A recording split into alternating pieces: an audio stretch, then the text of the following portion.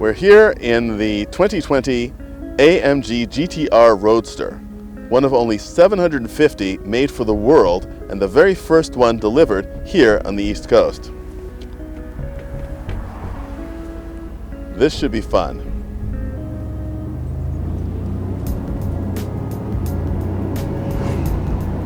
It certainly has the kind of get up and go that you'd expect from the 577 horsepower 4-liter turbocharged V8 engine.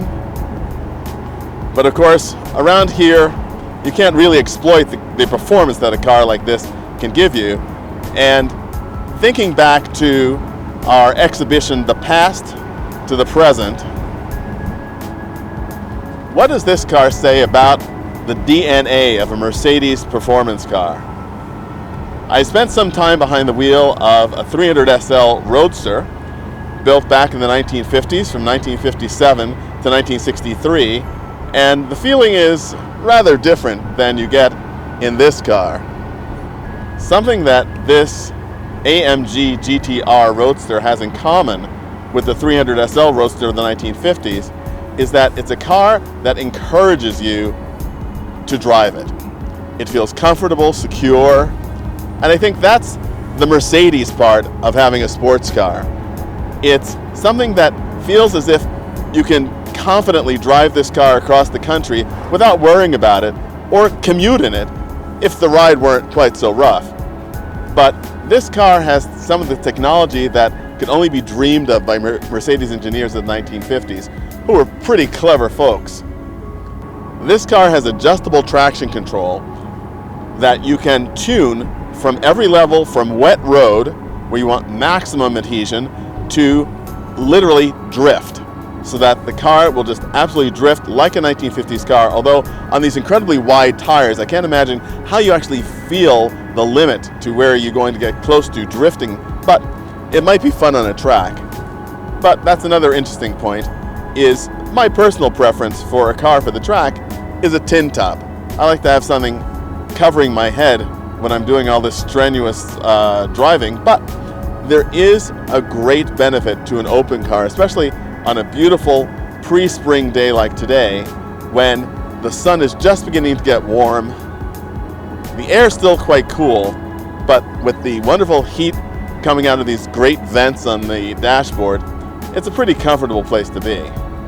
But it also brings up one of the great conundrums of owning a car like this. This car is very much like a thoroughbred racehorse. Sure, it can stroll along, but it really wants to run. And on a road like this, I would love to let it run, but I don't think the police would appreciate it much.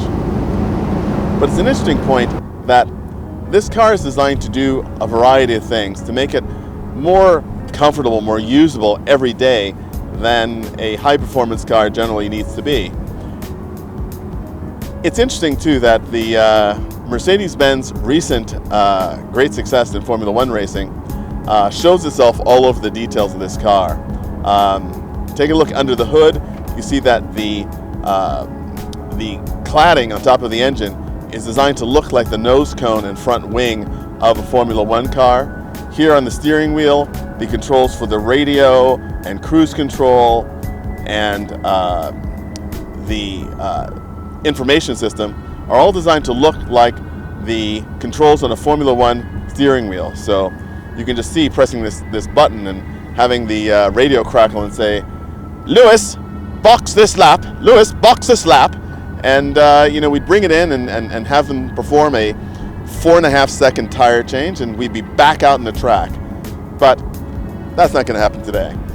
What's immediately apparent in driving this AMG GTR Roadster is the quickness of the steering. It really responds quite instantly to your input, and again is one of those things that has always been, direct steering has always been a very Mercedes trait.